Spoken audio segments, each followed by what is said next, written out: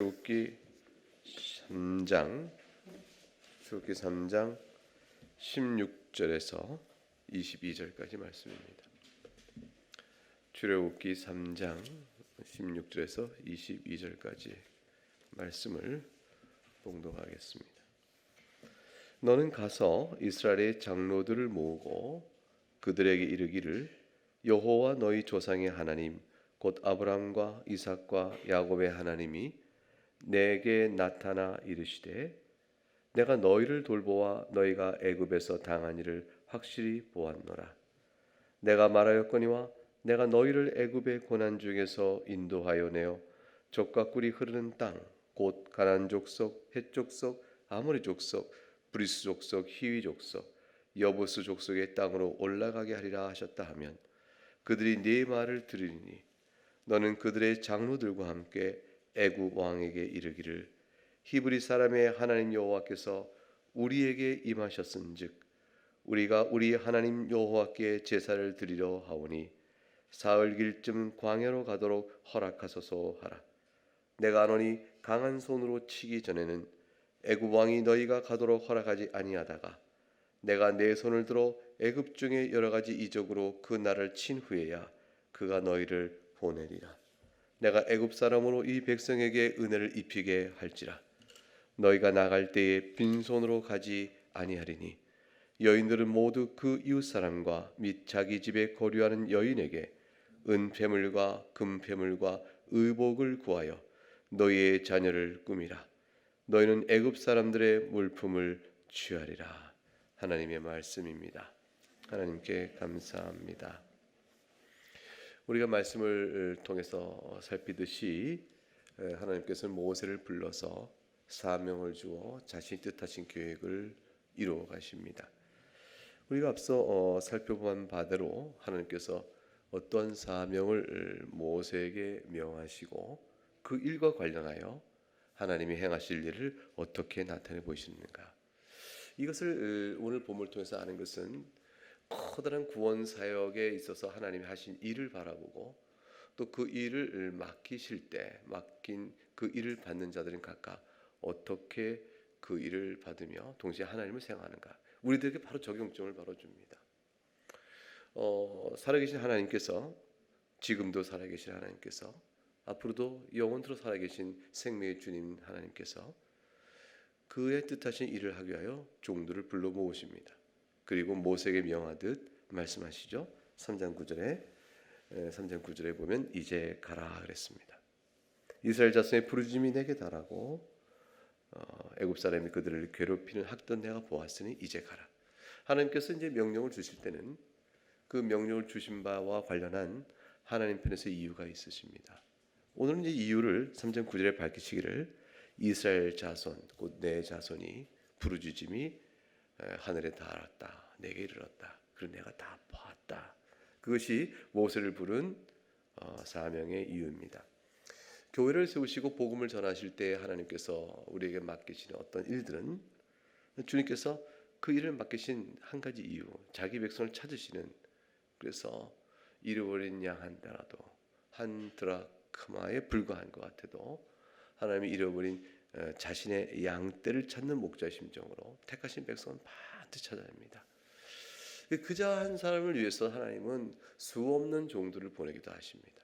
그 한 영혼을 찾으시려면 어떤 종을 보내기도 하세요. 그래서 하나님께서 선교사를 보냈을 때 선교사가 오지에서 그 원주민들에 의해서 학살당하고 죽음을 당하는 일이 있습니다. 도대체 왜 하나님께서 그렇게 귀하게 잘 쓸 수 있는 종을, 그래서 아주 젊은 종이요, 실력이 있는 종이요, 경건한 종이요, 하나님을 그렇게 사랑하는 종을 왜 보내셔서 가서 얼마 후에 사역에 열매도 거두지 못한 채 학살당하는 비극을 왜 하나님께서 그렇게 하실까?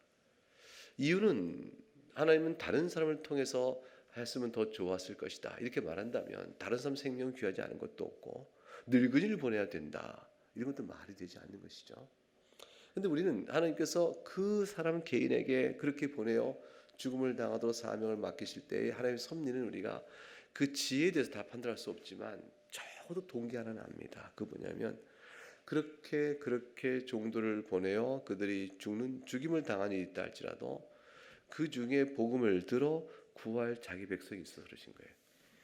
그리고 그 구할 자기 백성을 보시고 하나님께서 종들을 사명을 주어 보냅니다. 그 종들이 비록 변변치 않은 열매를 거두지 못한 채 세상을 떠나더라도 하나님께서 이루시는 구원 역사는 보이는 이 세상이 전부가 아니고 그 이후에 그렇게 죽은 영혼을 영접하신 주의 나라가 우리 앞에 있기 때문에 하나님께서는 그의 종들을 보내서 그 일을 이루심에 전혀 손해보시거나 또는 그 일을 당하신 자들의 손해가 아닙니다. 하나님은 목적성을 가지고 모세를 보내신 것이죠. 모세는 우리가 알듯이 뒤에 가서 출애굽의 이 어마어마한 사명을 성공적으로 이뤄냅니다. 성공적이니까 영웅시 되어지죠. 그러나 모세의 성공적 사역이 모세를 보내는 이유는 아닌 거예요. 너는 성공할 것이니 내가 너를 보낸다. 내가 지금 너에게 맡긴 이 사명을 반드시 이룰 것이니 내가 너를 보낸다. 이것이 아니고 하나님께서 모세를 보냅니다. 보내고 이렇게 얘기하세요. 내가 내 백성 학대를 보았다. 모세를 통한 하나님의 계획은 성공적입니다. 그것은 사명이 있는 것이 아니라 그 다음에 이어지는 문맥 속에서 나타나는 거예요. 하나님께서 그 뒤에 일을 모세에게 말해주든 말해주지 않으시면 우리는 사명 하나만 먹고 가는 것이죠. 왜냐하면 이것이 주의 뜻이 여기 있다고 보기 때문이죠. 주의 뜻은 뭐냐면 적어도 자기 백성을 찾으시는 내용이에요. 내가 내 백성의 부르짐이 내게 달하고 애굽 사람이 당한 학대도 내가 보았다. 우리가 복음을 들었을 때 생각해 보게 되면 내게 복음을 전해주는 일들은 하나님 나를 찾으시는 일이었어요.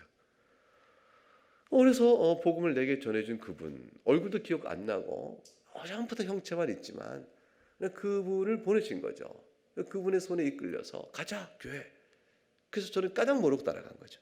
까닭모르고 따라갔고 그 어릴 때 기억 속에 까닭모르고 따라간 교회에서 주는 빵이 좋았고 근데 그래서 복을 만납니다. 예수님을 만납니다. 그 일의 손길과 인도는 기억에 어렴풋하지만 하나님은 제 영혼을 불러내시려고 그때 보내신 거죠. 딱 하나예요. 내 백성이기 때문에 것이다. 내 백성. 우리가 다 복음을 그렇게 듣습니다. 믿음의 가정에 태어나는 것도 그 복음을 그렇게 듣기로 해서 하나님 배려이시고 그렇죠. 불신자의 가정에 태어나더라도 또 마찬가지라 하나님 그렇게 자기 백성을 찾으십니다. 모세는 이 사명에 대해서 당연히 내가 누구에게 이 일을 하겠습니까? 라고 말합니다. 그러나 하나님 약속 주시죠. 내가 너와 함께 하리라. 하나님께서 우리에게 사명 주시고 버려두고 우리 힘으로 맡기신 게 아니에요. 내가 너와 함께 한다. 그러니까 함께 하신 하나님을 믿어야 됩니다. 현실은 하나님이 함께 하신 것처럼 보이지 않아요. 그러나 하시고자 맡기신 일이 주의 일이라 분명한다면 그 일은 하나님 함께 하신 약속된 일이라고 생각할 수 있습니다. 그리고 그 일이 내 마음에 소원으로 들어와 일을 이루고자 한다면 그 소원 주신 분도 하나님이시라고 믿으면 돼요. 이미 내 마음에 어떤 소원이 있어 주의를 하는데 그것이 분명히 주께서 명하신 일이 확실하다라고 이렇게 확인되어지면 객관적으로 주의 일이요 주관적으로 내 마음에 소원이 있다. 그러면 이것은 하나님께서 내 마음에 함께 계심에 대한 하나의 증거예요. 내 마음에 소원도 있고 이 일은 분명한데 근데 이것이 하나님 함께 하실까? 이럴 때는 자기 안에 있는 소원을 보면 되는 겁니다. 하나님께서 모세가 내가 도대체 누군가이기에 이 일을 합니까? 라고 말하자 약속을 해주시고 보증을 하셨죠. 그게 3장 12절에 나와 있습니다. 하반절에 애굽에서 인도해낸 후에 너희가 이 산에서 하나님을 섬기리니 이게 내가 너를 보낸 증거라. 그리고 14절부터 15절에 자신이 누군가를 밝히셨습니다. 왜냐하면 13절에 모세가 자신이 없어 물어봅니다. 이스라엘 자손에 가게 되면 너희 조상 하나님 나를 너희에게 보냈다 하면 그들이 그 일이 무엇이냐 물을 것입니다. 제가 뭐라고 답하리까? 유명한 14절에 여호와의 이름을 스스로 있는 자라고 밝혀주셨습니다. 우리가 15절까지 이렇게 흐름을 살폈는데 오늘 16절부터 22절까지 내용은 사실 지금 방금 살폈던 내용에 대한 되풀이입니다. 16절에 가면 너는 가서 이렇게 말씀하십니다. 너는 가서 9절에 보니까 이제 가라 그러셨어요. 이 같은 흐름이죠. 이제 9절에 이제 가라 이스라엘 자손의 부름이 내게 달하고 애굽 사람이 그들을 괴롭힌 학도 내가 보았다 이랬어요. 16절에 가게 되니까 너는 가라 해놓고 맨 밑에 맨 뒤에 내가 너희를 돌보아 너희가 애굽에 당한 일을 확실히 보았다. 그러니까 하나님께서 사명을 통해서 그에 부여할 때 이유를 밝혀줬습니다. 그리고 16절에는 이스라엘 장로를 모으라. 그리고 그들에게 전할 말들을 정리해 주기 시작합니다. 첫째, 나는 너희 조상의 하나님이다. 아브라함과 이삭과 야곱의 하나님이다라는 걸 말하라. 그것은 어디 나와 있어요? 우리가 앞서 본 것처럼 15절에 있는 겁니다. 스스로 있는 자가 보내셨다라고 말하고 15절에 너는 이스라엘 자손에게 이같이 이르기를 너희 조상의 하나님 곧 여호와 곧 아브라함의 하나님 이삭의 하나님 야곱의 하나님께 나를 너에게 보내셨다라. 이 말을 그대로 16절에 주님께서 다시 정리해 주십니다. 내가 아브라함과 이삭과 야곱의 하나님을 그들에게 말하라. 그 두 번째 말할 내용은 내가 너희를 돌보아 애굽에 당한 일을 확실히 보았다고 말해라. 17절 세 번째는 약속입니다. 약속 한 발을 상기시킵니다. 내가 말할거니와 내가 너희를 애굽의 고난 중에서 인도하여 내어 젖과 꿀이 흐르는 땅 곧 가나안 족속, 헷 족속, 아모리 족속, 브리스 족속, 히위 족속, 여부 족속의 땅으로 올라가게 하리라 하셨다 하면 그랬어요. 이건 약속을 상기시킵니다. 이 약속은 처음 하는 약속이 아니에요.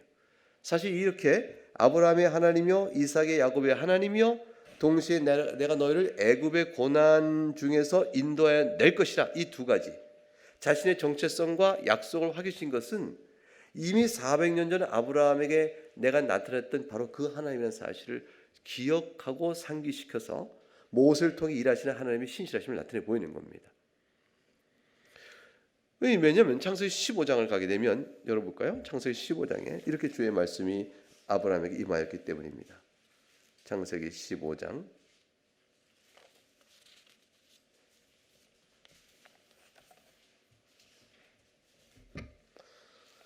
13절에서 16절까지 말씀을 보게 되면 여호와께서 아브라함에게 이르시되 너는 반드시 알라 네 자손이 이방에서 객이 되어 그들을 섬기겠고 이게 참 어떤 내용이었어요? 지금 애굽에서 종노릇하는 사실을 예언하신 것이죠.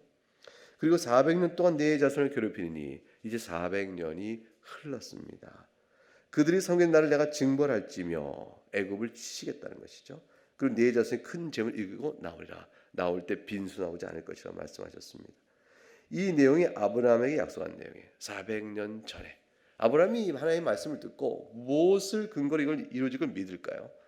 아브라함이 평생에 못 보는 약속입니다. 못 보는 약속인데 하나님께서는 영원토록 살아계시니 한평생 잠깐 있다마는 인생에게 확인받는 약속하시는 거 아니에요. 그러니까 예수 그리스도께 다시 오신다는 약속이 오고는 모든 세대의 그리스도인에게는 소망이었어요. 주님 다시 오시면 새하늘이 열어질 것이다. 그날은 죄악된 세상을 다 멸하시고 의의 백성을 몰라 하나님 영광 중에 거하는 그곳에 나를 있게 하실 것이다. 이것이 모든 믿는 자의 소원이었는데 그냥 우린 다 죽잖아요. 못 보고. 너무 인생이 짧으니까. 그러니까 하나님은 내 인생 끝날 때까지 약속 안 주시는구나. 그렇게 해서 그럼 하나님의 약속은 취소됐고 또는 헛된 약속이었다 이렇게 말할 수 있을까요? 짧은 인생은 하나님의 약속을 그냥 믿고 사는 겁니다. 믿고 살고 한 인생 저물 때 그때까지 이루어지지 아니하면 주께서 때가 되면 이루실 것이다. 믿고 그 약속 의지에 살아온 인생의 신앙길의 올곧음과 그 일관성 앞에 감사하고 사는 거예요.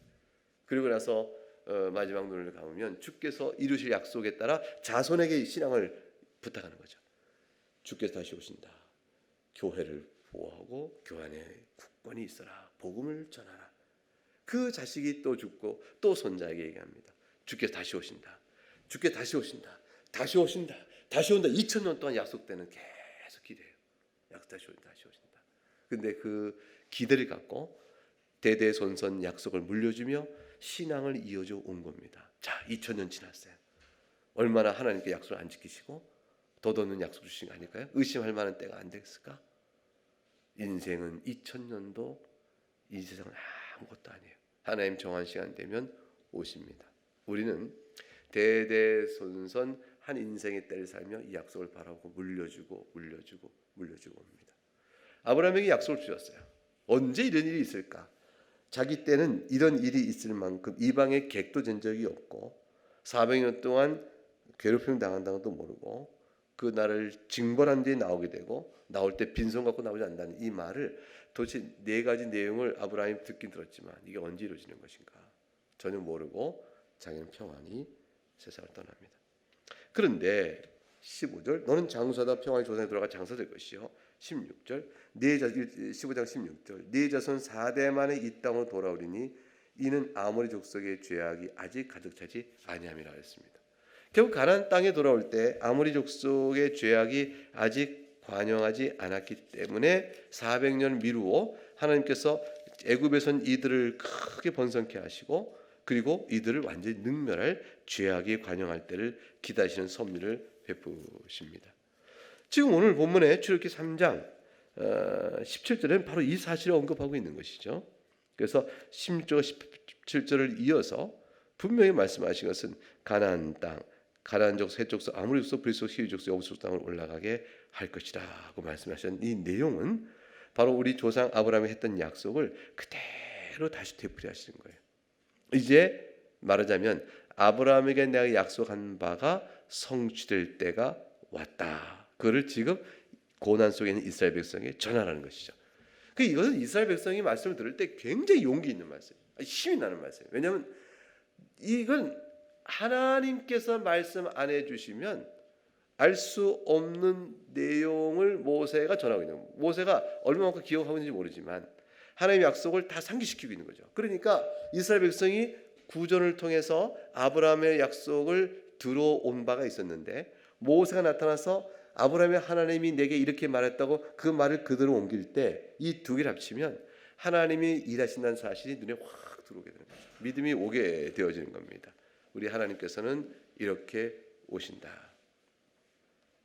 하나님께서 이제 약속을 아브라함의 약속을 상기시키면서 이스라엘 백성에 확정을 드린 다음에 18절에 이렇게 말씀합니다. 그러면 그렇게 말을 하면 그들이 네 말을 들을 것이라. 이스라엘 백성이 모세의 말을 들을 거라고 얘기합니다. 즉 이스라엘 장로들이 그 말을 들을 것이라고 얘기합니다. 즉 이스라엘 백성은 이미 이때도 장로 제도를 통해서 일정한 조직을 갖추어 리더십 그룹을 형성하고 있었습니다. 너는 그들의 장로들과 함께 애굽 왕에 이르기를 가서 이제 하나님 다시 모세에게 할 말을 주신 거죠. 또 다른 사명입니다.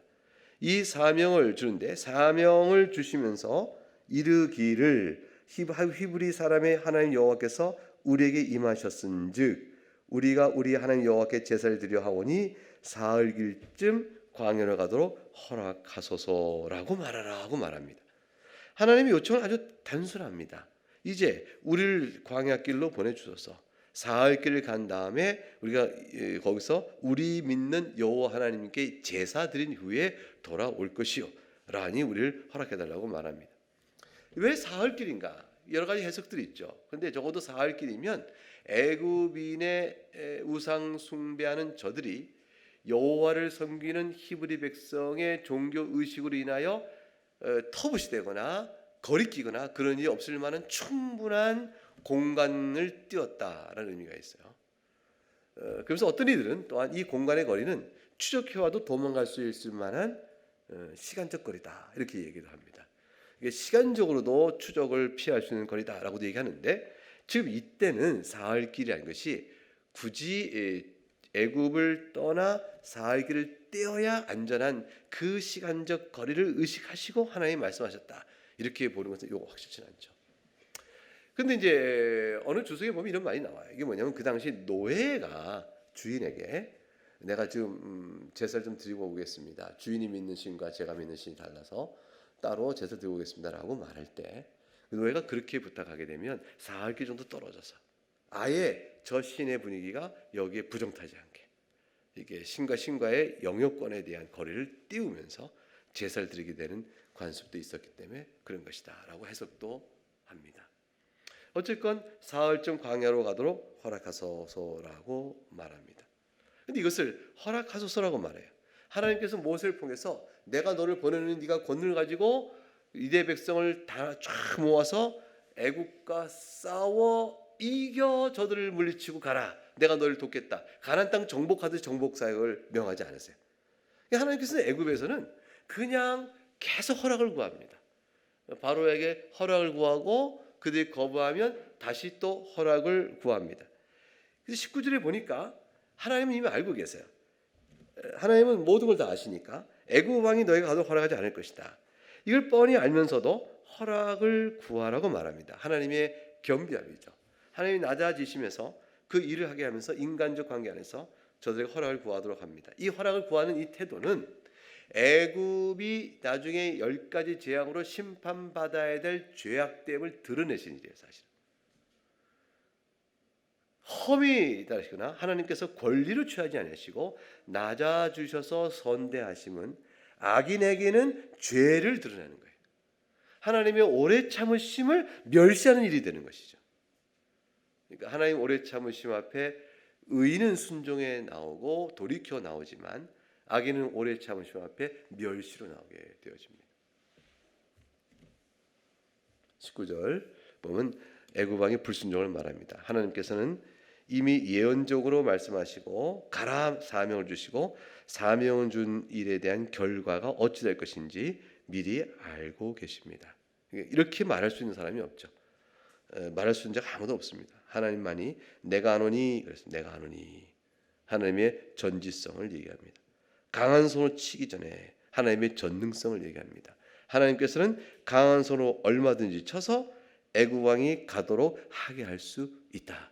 그러나 그 일이 있기 전에 내가 허락하소서라고 말할 때 내가 아노니 예지 권능을 말하고, 그러나 저들이 허락하지 않을 것이라는 바로 왕의 완악함과 강팍함을 그대로 드러내십니다. 그리고 권능의 손길이 있을 것이라고 말합니다. 뭐라고 말씀하시냐면 내 손을 들어 여러 가지 이적으로 그랬어요. 이적으로. 결국 이적으로 치지 아니하면 저들이 너희를 보내지 않을 것이라. 이게 말로 들을 자가 아니라는 얘기죠. 이치를 따져 될 자가 아니라는 것이에요. 설득으로 될 자가 아니라는 것이죠.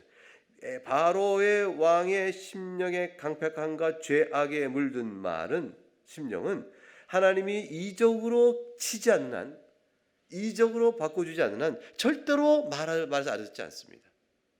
이게 죄악된 세상이에요. 이게 죄악된 세상은 수많은 복음의 선교 사역을 멸시하는 거죠. 이게 이 보세가 하는 말이 하나의 음성을 계시로 전할 때 이것은 저에게 들으라는 말씀이거든요. 교훈의 말씀을 저들이 무시합니다. 복음의 말씀이 세상 속에서는 거부되고 멸시받는 거예요. 왜냐하면 자신의 강팍함 때문에 그것을 드러내게 되신 겁니다. 복음을 전하여 듣지 않는 자에게 복음을 전하게 할까? 근데 우리가 이 생각을 하는 거죠. 하나님, 제가 이렇게 한평생 수고를 했으면 단 몇 명이라도 구원의 역사를 보여주셔야 되지 않겠습니까?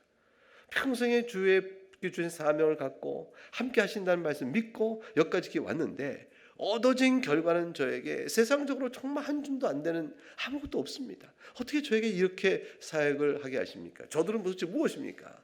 저들이 완악합니다라고 물을 때 하나님이 하신 일이 있어요. 내가 너를 보낸 것은 내 뜻이요 너의 수고를 내가 안다. 하나님은 우리 수고를 하세요. 정직한 수고대로 받으세요. 그게 영광이에요. 그러니까 우리가 무엇을 남겨서 하나님께 드릴 수 있는 것이 아니고 하나님 앞에 맡기신 일에 대한 충성된 순종이 그 자체가 하나님이 받으시는 거예요. 그러면 일의 결과에 대해서는 하나님께서는 어떨 때는 추수하여 건져내시고 어떨 때는 불순종자들과 부딪히게 하시되 불순종하는 자들의 완악함을 드러내시는 거예요. 그리고 그들을 심판하시는 일로 사용하시죠. 애굽은 처음 그렇게 됐어요.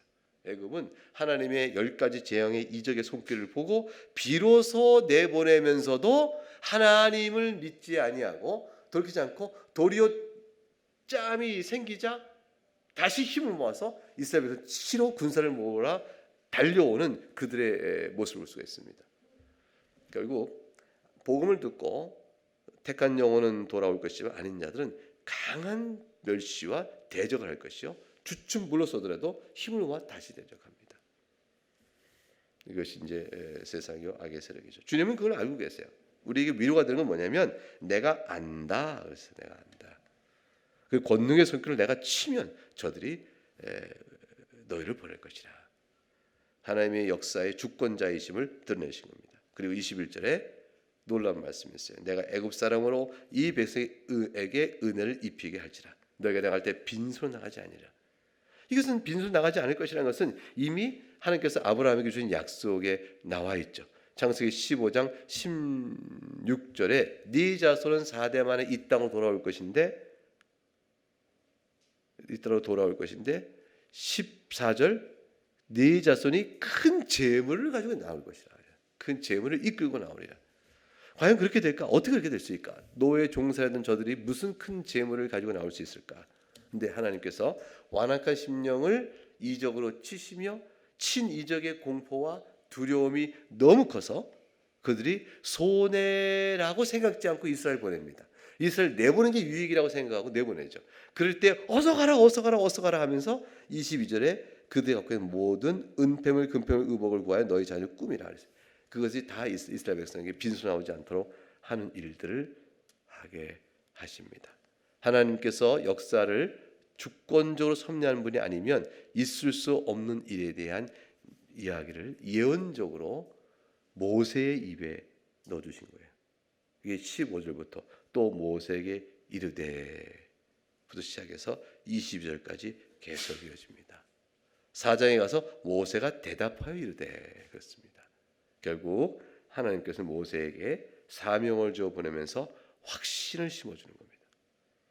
그리고 확신을 심어주는 일은 하나님이 어떤 마음에 보내셨는가를 알려주시고, 두 번째는 모세의 말에 대한 저들의 반응이 어떨 것을 말씀해 주시고, 그리고 그 반응에 대해서 애굽의 반응에 대해서 하나님이 어떤 일을 행할 것인가를 말씀해 주시고, 그리고 그것을 이미 알고 있는 자를 말씀하시고, 그래서 하나님 되심을 드러내신 거죠. 모세는 이 15절부터 20절까지 얘기를 들으면서 하나님은 실로 하나님이시오니 이 모든 주께서 넉넉히 뜻대로 행하실 것입니다 라는 사실을 마음에 확인하게 되어집니다.